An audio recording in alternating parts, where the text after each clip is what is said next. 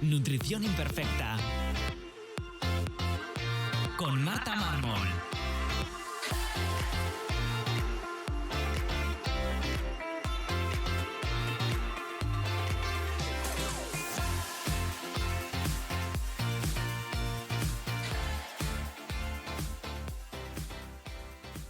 Bienvenidos a Nutrición Imperfecta, el podcast de Marta Mármol. Un lugar para aprender a cuidarte y a empezar a ver la nutrición como una aliada para recuperar tu salud y encontrarte mejor.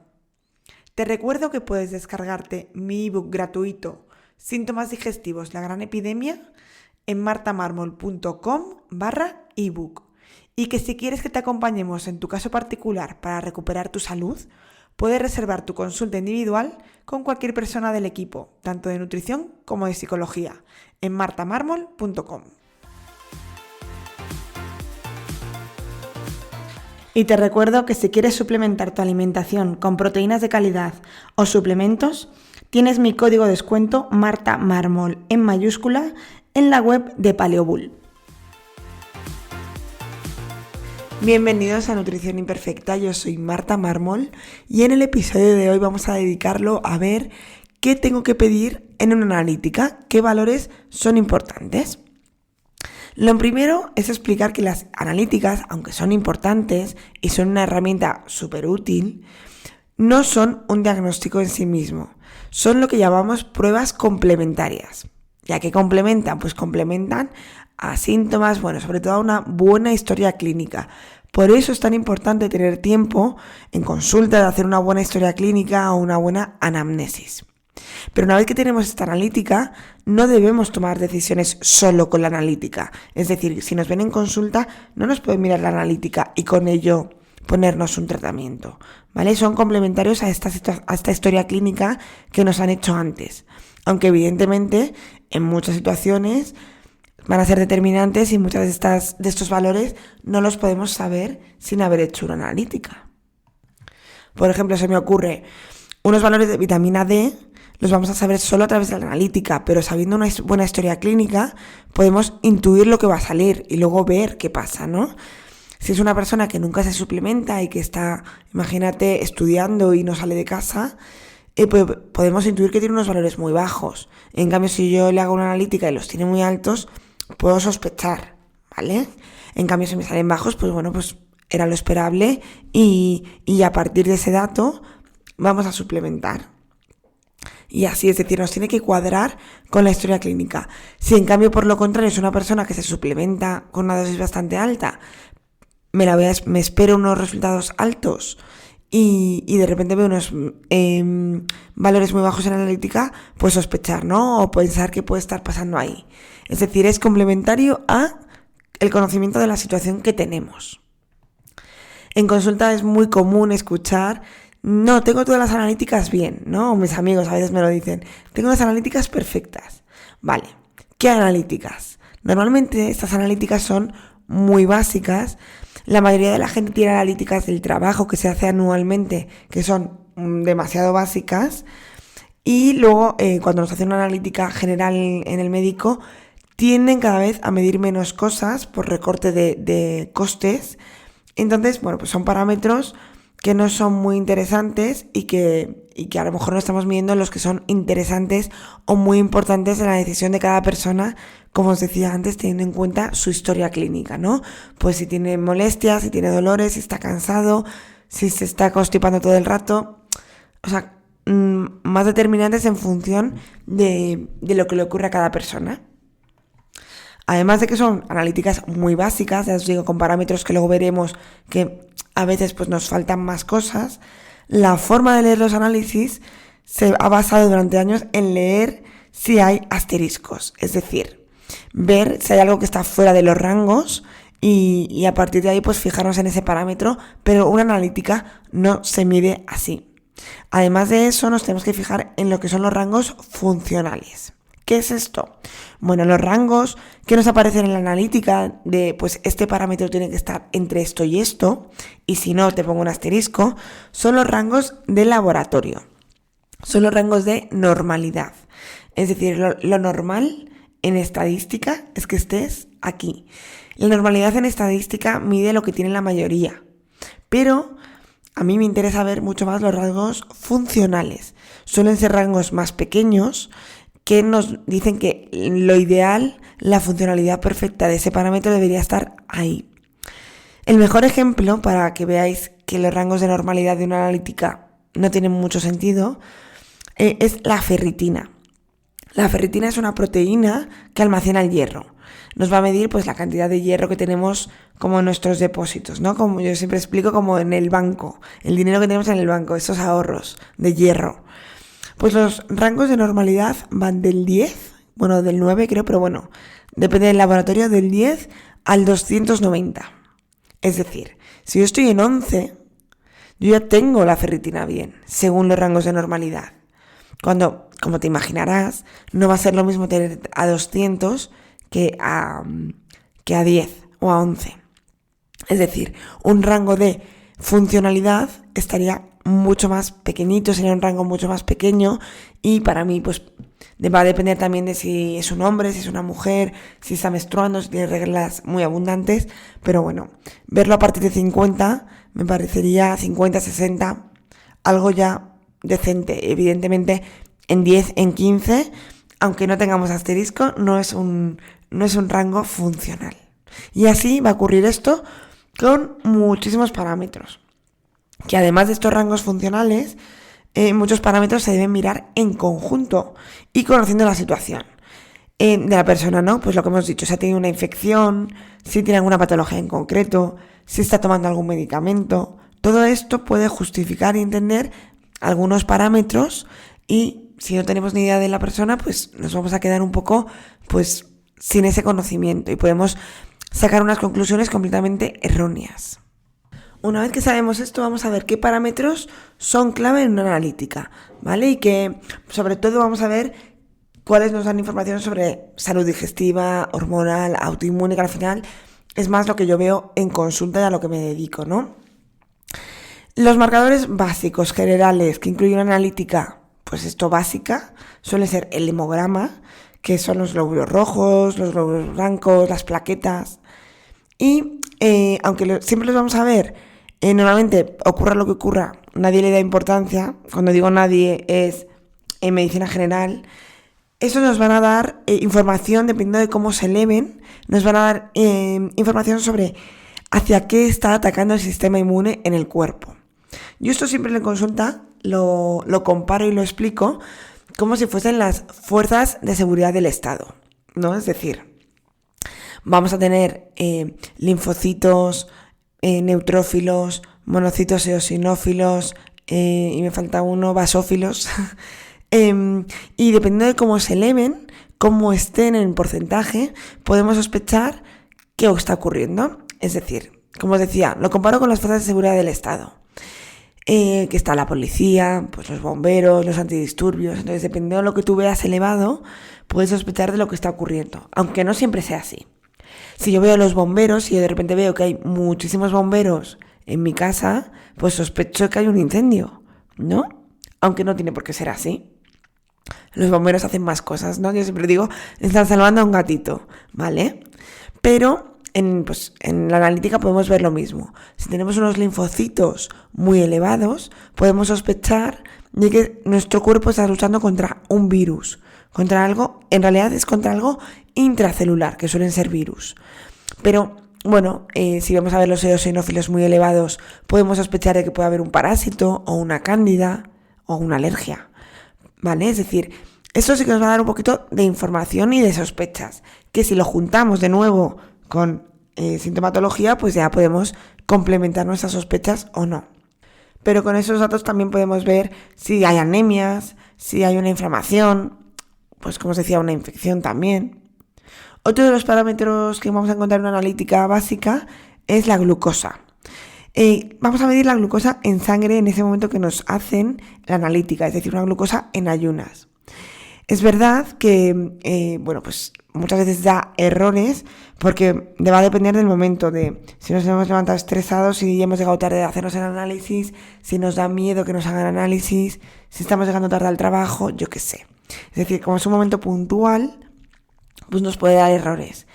Para medir esta glucosa, también nos podrían medir la hemoglobina glicosilada, que es la que nos va a medir la cantidad de azúcar que ha habido promedio en esa sangre durante los anteriores 3 meses, que por lo tanto es algo más real y no depende tanto del momento. Y evidentemente esto pues, nos va a ayudar a evaluar pues, cómo es el metabolismo de los carbohidratos, si hay algo de resistencia a la insulina, etc. Y por supuesto en una persona con ya un problema con el metabolismo de los carbohidratos, como puede ser eso, una prediabetes, una resistencia a la insulina, pues evidentemente vamos a tenernos que fijar no solo en la glucosa en sangre, que a diario nos puede venir bien, sino en esta hemoglobina glicosilada. Otro de los parámetros es el perfil lipídico, en el que nos miden el colesterol total, HDL, LDL, los triglicéridos. Actualmente, y por una de las cosas que os decía antes de los recortes, hay veces que solo miden el colesterol total. Y si no sube de 200, no te miden el resto. Es decir, si está por debajo de 200, que lo consideran como correcto, que ahora os explico que no es así, ya no mido la composición. O sea, ese total, ¿a qué se debe? ¿Cuánto HDL, a cuánto LDL? Que en realidad es lo importante. Como os decía antes, algunos parámetros se ven en conjunto. No nos sirve un valor individual. Es decir, no me sirve un valor de un colesterol total. Me sirve el saber cómo está el total y a base de qué. Cuánto HDL, LDL y por supuesto triglicéridos. Que ya si conseguimos meter esos 4 valores, podemos hacer unos cálculos que a veces ya vienen en algunas analíticas, que es lo que nos van a medir estos ratios que nos valoran el riesgo cardiovascular, que al final es lo importante. No es tanto si el colesterol es por encima de 200 o por debajo, o no. Es cómo se relaciona todo el colesterol total, el HDL, el LDL, los triglicéridos, para saber si está equilibrado o si que hay algo de riesgo cardiovascular y entonces es cuando habría que hacer algo. De nuevo, sin saber cómo es la alimentación, sin saber cómo son los hábitos, sin saber de dónde venimos, ver un colesterol por encima de 200 y poner una estatina es algo que se hace habitualmente y es un error básico de la medicina. O sea, es intentar diagnosticar con un único valor y sin contexto y encima medicar. Hay algunos marcadores que yo suelo pedir pero que no suelen aparecer y que no siempre se incluyen y que para mí creo que nos aportan una información bastante valiosa. Es la insulina en ayunas. Esto en realidad lo utilizo en problemas metabólicos. Es más útil que la glucosa sola, como os decía antes, y nos ayuda también a detectar esa resistencia a la insulina. Esto no se lo pido a todo el mundo, se lo pido solo a la gente en la que sospecho o que ya tenemos precedentes de problemas con la resistencia a la insulina. La homocisteína, que sí que la suelo mandar siempre, junto con la medición de B12 y B9, que es el ácido fólico, que es un marcador del metabolismo de la metionina, es decir, de la metilación en el hígado. Es un marcador, aparte de más cosas, yo lo suelo pedir por esto, de cómo funciona la metilación, que es una fase del hígado. Y nos va a ayudar, y es un marcador importantísimo en la salud cardiovascular y también pues en la eliminación de muchas sustancias, ¿no? Muchas hormonas. Por ejemplo, cuando estamos hablando de hormonas, la metilación es importantísima para la eliminación de estrógenos. Si tenemos problemas de histamina, la metilación es importantísima para su eliminación. Es decir, vamos a tener diferentes sustancias que cuando no funciona bien podemos mirar a ver cómo está esa homocisteína. Y luego, por supuesto, muchas veces está unida a una falta de B12 o a una falta de ácido fólico. Otros parámetros que añado son la ferritina y la transferrina, que son medidores de cómo está el hierro en sangre, y es mejor tener toda la información que medir solo el hierro en sangre, ya que nos va a indicar pues esas reservas, ¿no? Y si hay problemas de absorción, etcétera. Y como os decía antes, esto es otro de los parámetros que tenemos que ver en conjunto, porque el hierro en sangre me indica el hierro que tengo disponible en sangre y no los depósitos. Puede haber situaciones en las que mi cuerpo guarde ese hierro para que no se oxide. Por ejemplo, si tenemos una infección, lo primero que va a hacer el cuerpo es guardar ese hierro para que no se estropee. Entonces, puede ser que mi analítica el hierro lo tenga por los suelos en sangre, pero en cambio sí que tenga una ferritina o una transferrina, que son esos depósitos adecuados, Entonces esto nos está indicando pues eso, que tenemos una infección o que hay algo que el cuerpo está detectando como peligro y lo está guardando, ¿vale? Yo aquí lo siento porque siempre hago comparativas, pero creo que son útiles de cara a que todo el mundo lo entienda o a que lo podáis transmitir a vuestros pacientes si sois profesionales. Y es hacer una comparativa con el dinero que tienes en efectivo en tu bolsillo o el que tienes en tu cartera. Es decir, que yo ahora, o sea, en tu cartera no en el banco, que yo ahora mismo no tenga nada de dinero suelto en efectivo, puede hacerte creer que estoy pobre, ¿no? Que no tengo nada de dinero. Pero en cambio, si miras mi banco y tengo 2 millones de euros, me dices, no, simplemente que es que estás yendo a un barrio peligroso de viaje y no te has llevado nada en efectivo para que no te roben. Vale, pero en el banco tienes. O nos puede ocurrir al revés, que yo lleve aquí un fajo de billetes y tú pienses que yo estoy forradísima, pero que luego en mi banco tenga 10 euros, ¿vale? Pues entonces a lo mejor, no, parecía que sí, tenías hierro disponible en sangre, pero no tienes nada en las reservas. Y esto es más peligroso, ¿vale? Bueno, es una comparativa un poco burda, pero yo creo que se entiende bastante bien y sobre todo se entiende la importancia de ver todo en conjunto. Cuánto tienes de hierro en sangre y cuánto tienes en los depósitos. Y por supuesto, para sorpresa de nadie, pido la vitamina D.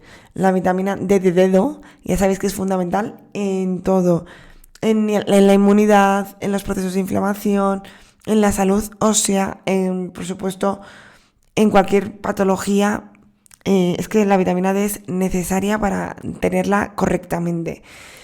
Problema que nos encontramos con la vitamina D actualmente, que es que casi no la piden, intentan no pedirla, en las mutuas la siguen pidiendo, pero en la seguridad social cada vez es más difícil. Por gente que conozco sé que les penalizan o les llaman la atención si la piden. Entonces, bueno, cada vez es más complicado en contra de toda la evidencia. O sea, cuanto más evidencia tenemos de lo importante que es tener unos buenos niveles y además sabiendo que es un suplemento, un fármaco muy barato y muy seguro de dar, en cambio no la estamos midiendo pues porque están recortando costes de medición de analíticas. Si nos metemos ya en la parte hormonal, en las analíticas básicas, bueno, en las del trabajo no suele salir, pero en una básica del médico suele aparecer, que es la TSH, que es la que nos va a medir la función tiroidea. Pero evidentemente con la TSH, aunque nos da información, no nos da una información completa. Y deberíamos tener también la T3 y la T4, que son las hormonas que libera la tiroides. La tiroides libera la hormona T4, que es 4 porque tiene 4 yodos, y para que sea activa tenemos que quitar un yodo y que se convierta en T3. Es decir, nos va a dar información de cómo está funcionando la T4, pero también nos va a dar información de si estamos convirtiendo esa hormona a una hormona activa y está haciendo su función cuando está en T3. Y la TSH nos va a dar información de si hay un hipotiroidismo o un hipertiroidismo, ¿vale? Entonces, la TSH sola, bueno, pues nos da información, pero lo ideal sería ver todo, porque puede ocurrirnos tener una TSH correcta en rango, pero en cambio que no se esté haciendo una conversión correcta de T4 a T3 y tengamos mucha sintomatología de cansancio, bueno, sintomatología de hipotiroidismo, ¿no? Y que nos digan que no lo tenemos. Y en cambio, pues puede ocurrir que sí. Por lo tanto, aunque muchas veces solo se mide la TSH, es importante que evaluemos todo completamente. Y luego, por supuesto, si ya tenemos una enfermedad autoinmune como un Hashimoto o tenemos cualquier otra enfermedad autoinmune y tenemos la función tiroidea un poco tocada, es muy interesante hacer anticuerpos anti-TPO o antitiroglobulina, que son los anticuerpos que nos van a medir si hay autoinmunidad en la función tiroidea. Y luego, por supuesto, otras hormonas como pueden ser hormonas sexuales, estradiol, progesterona, testosterona, LH, FSH, la prolactina. Todo esto va a ser muy importante tanto en salud menstrual, cuando hay cualquier problema de amenorreas, de síndrome de ovario poliquístico, etcétera, problemas de fertilidad, por supuesto.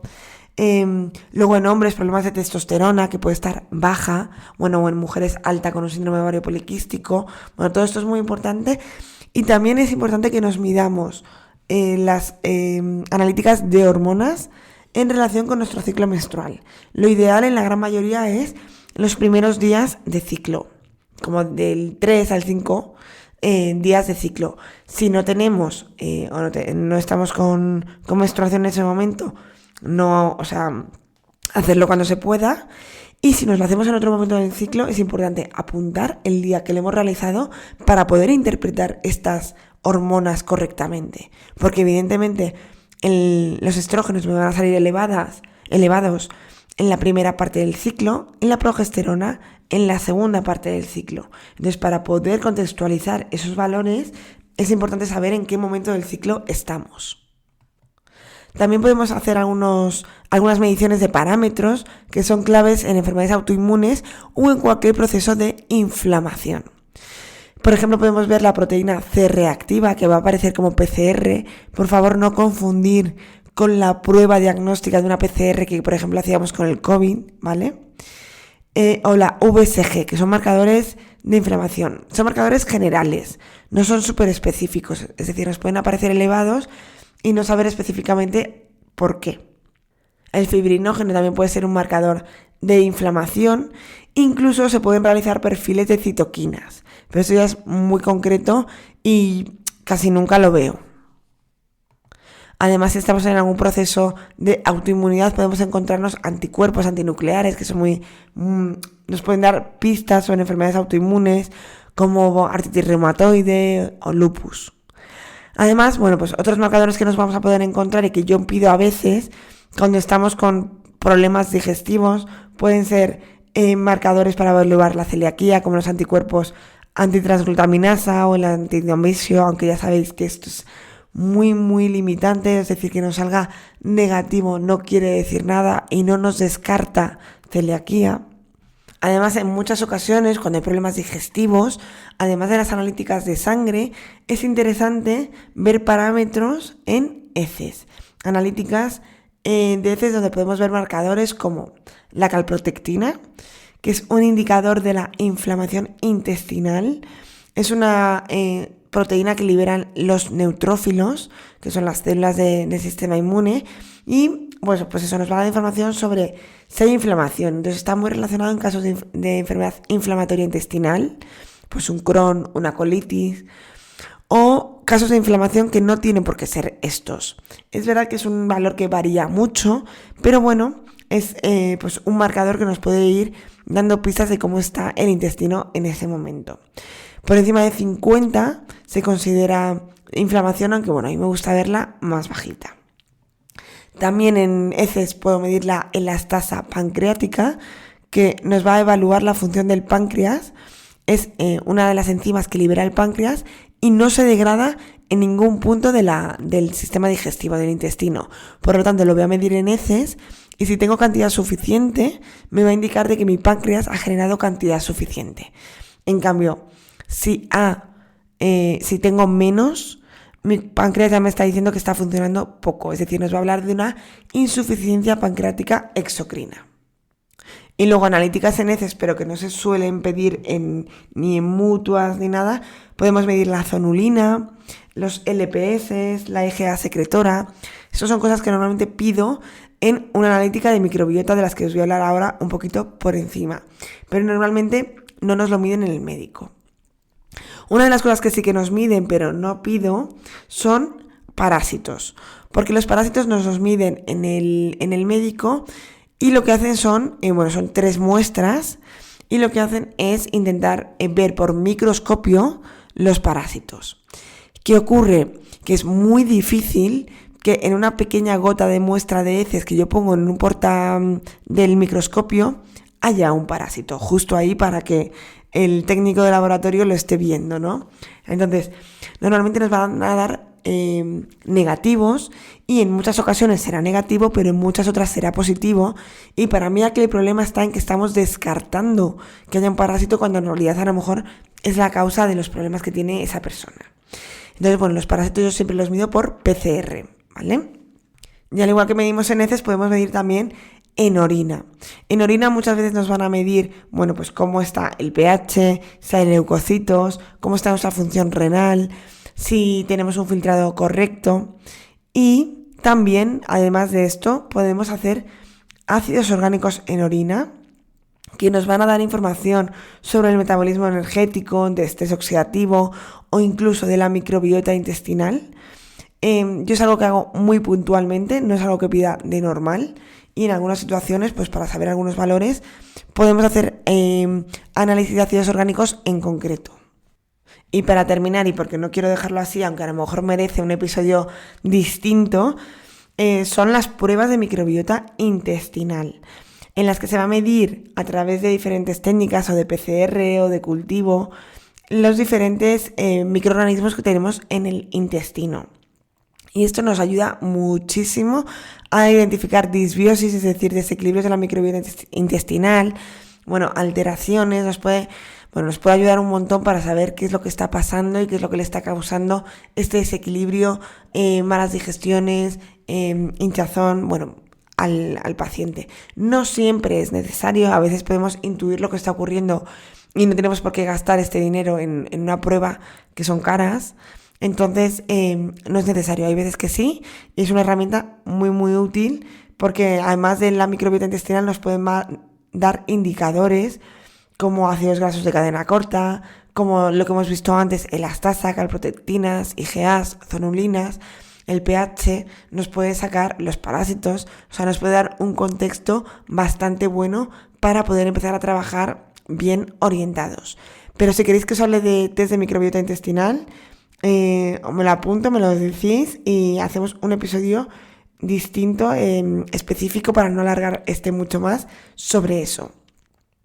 La conclusión es que no todas las pruebas son necesarias para todo el mundo, eso es lo más importante, pero es importante conocerlas para poder personalizar los estudios según la historia clínica, los síntomas, las necesidades de cada persona, ¿vale? Entonces, si alguna vez te han dicho, no, tu analítica está bien, pero tú sigues con síntomas, sigues sintiéndote mal, seguramente lo que esté ocurriendo es que falten algunos de estos marcadores clave o que simplemente hay que atender tu sintomatología desde la historia clínica, que como hemos dicho antes, estas pruebas son complementarias, pero que entendamos que una analítica bien no quiere decir que tú estés bien.